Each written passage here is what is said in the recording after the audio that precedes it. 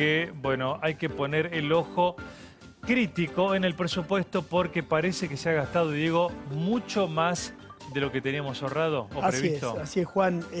La famosa cuenta de almacenero, ¿viste? Sí. ¿Cuánto me ingresa, cuánto gasto? Cuando haces la cuenta, los números rojos. El gobierno aumentó el gasto, reconoció en realidad el aumento del gasto mediante un decreto, un enorme decreto hoy, 440 páginas, 122.000 millones de pesos más de gasto. Si te digo el número así suelto, no suma demasiado, pero es más o menos el 9% del presupuesto original que empezó en el 2016, ¿no? De esos 122.000 millones, sí, solamente 23 se pueden pagar con ingresos propios, dicho sea impuestos o lo que se llaman las rentas de la propiedad. Lo cierto es que son 23.000 millones de pesos solamente con dinero propio, los otros casi 100.000 es deuda, déficit.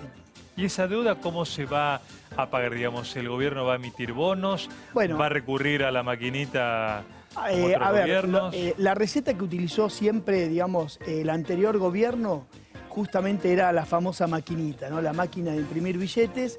Eso generaba digamos, una base monetaria, digamos, dinero circulante muy grande y eso una de las principales causas de la inflación. Este gobierno lo que ha dicho es que y lo viene haciendo, va a emitir mucho menos. El Banco Central es muy restrictivo a la hora de encender esta maquinita. Por lo tanto, esto es casi, te diría, con seguridad deuda, ¿no? Parte de ella ya se ha contraído y es la que hemos estado informando durante todo este año de que el gobierno aumentó la deuda, ¿no? ¿Deuda? ¿Estamos hablando de bonos? Estamos hablando de bonos, de todo este tipo de batería de bonos que el gobierno ha lanzado este año.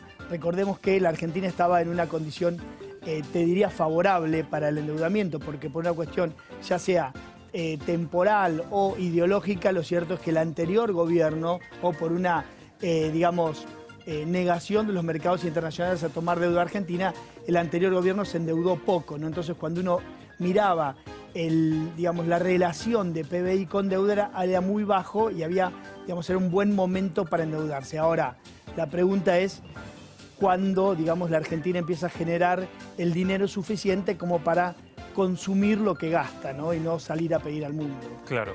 ¿El Congreso aprobó este presupuesto? Esto es un decreto aparte. Sí, en realidad este presupuesto hay que decir también que es casi te diría que la historia presupuestaria reciente ha consagrado un decreto ómnibus a fin de año que ponía en su lugar las cuentas que en general habían sido subestimadas el año anterior, ¿no? La anterior administración subestimaba mucho el gasto y cuando llegaba a fin de año subestimaba mucho el gasto, digamos, en el presupuesto que se aprueba el año anterior, ¿no? Para el año que viene, o sea, el que se aprueba ahora 2016 para 2017, ¿no? Entonces se subestimaba el gasto y a fin de año se corregía con un decreto. Este gobierno, también hay que decirlo, ha venido modificando ese decreto y convengamos que es un presupuesto hecho en la anterior administración, ¿no? Aprobado con el anterior Congreso, no es un presupuesto con, digamos, números hechos por los propios funcionarios, ¿no? ¿Cuánto tienen que ver estos números, Diego, con los proyectos recientes? Ganancias, emergencia social, partidas extras. Sí, a ver, ahí te des el gran receptor de gran parte de estos millones que se adjudicaron hoy, es la ANSES, ¿no? Y mucho tiene que ver todas las decisiones que se tomaron en el año respecto a la reparación histórica, los aumentos al ANSES. Y la otra parte, hay alrededor de 12.000 millones de pesos que fueron destinados a la seguridad social.